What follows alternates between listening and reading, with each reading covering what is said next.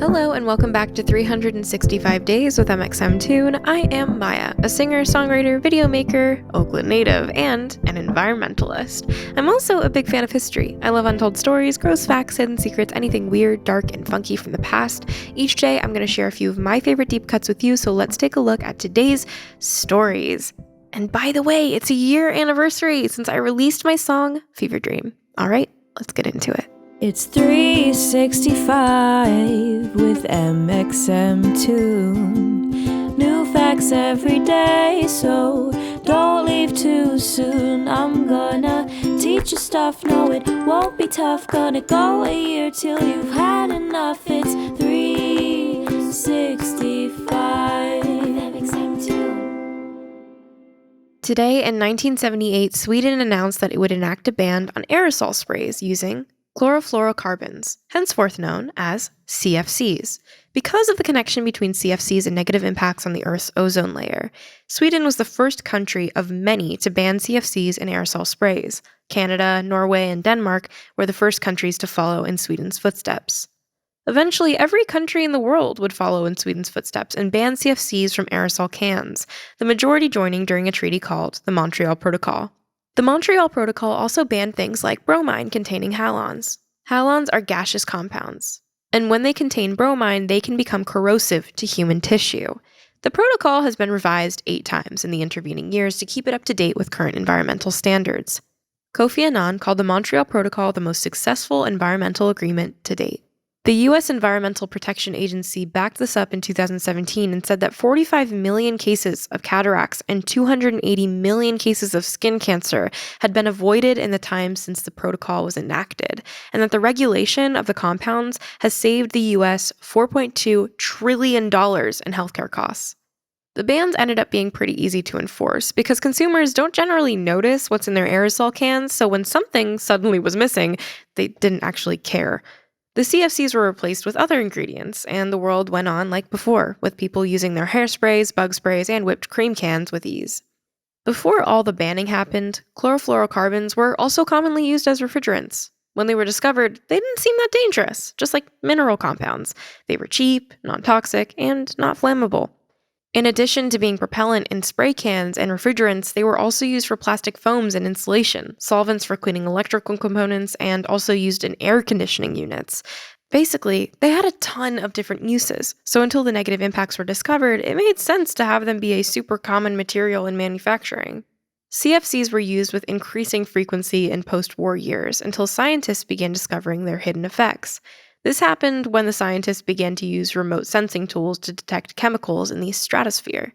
From this, they found that CFCs were present in the stratosphere at high altitudes, and that ozone presence was lower in these areas than normal, which increased how much UV radiation reached down to Earth.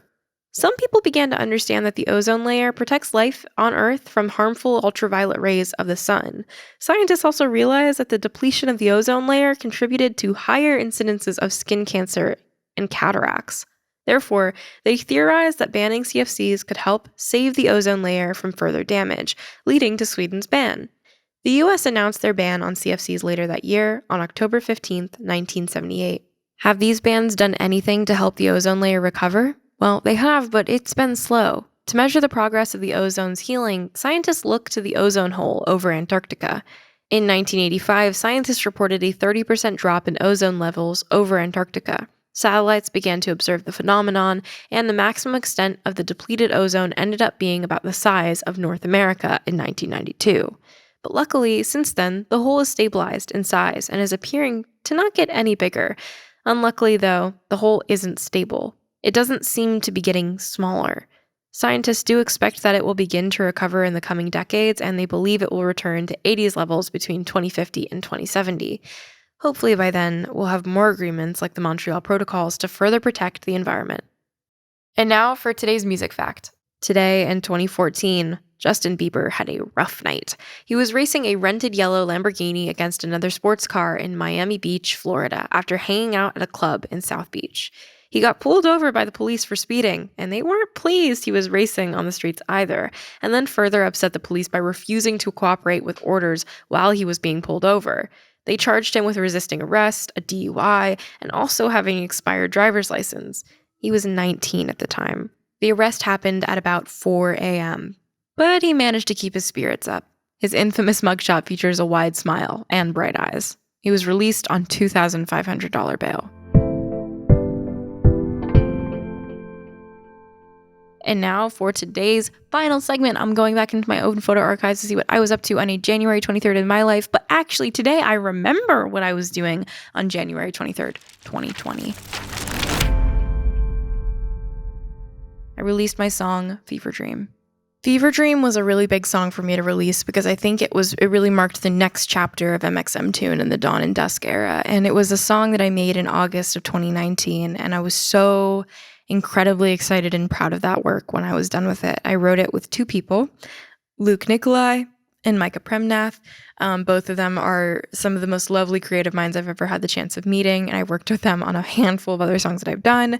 But Fever Dream was a song I think that I listened to for the first time, and I was like, wow, I am genuinely proud of this, and I'm so excited to share it with people. Not to say that I haven't been proud of my work in the past. I think I was proud of it at that point, but I think Fever Dream was one of those first songs that I listened to it and I could hear myself from a outside perspective more easily in terms of like listening to it and being like, whoa, I think this is really good. And I don't just think it's good because I'm like proud of myself for getting through it and doing it, but I feel like this is like a song that if somebody listens to it, they're also going to think, wow, this is a good song. I don't know how to explain it, but I guess that's the best way I can.